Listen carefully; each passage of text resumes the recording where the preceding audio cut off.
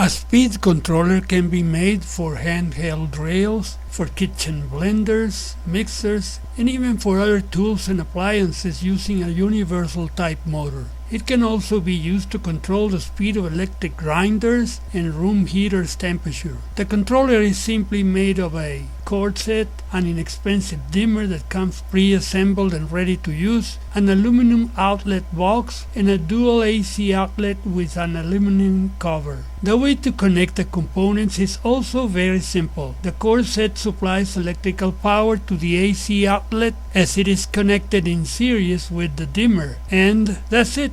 If desired, a 10 amp fuse can be added for dimmer protection. The dimmer is mounted by means of a hex nut on the potentiometer in a hole drill in the box, ensuring there is a gap of about 3 mm from the bottom of the box so as to accommodate 3 layers of cardboard underneath the dimmer to prevent the PC board from touching the metal box. The outlet cover neatly matches the aluminum box for a nicer look. I hope this video has been useful to you. Thanks for watching and please subscribe to my channel. Ciao Tarin.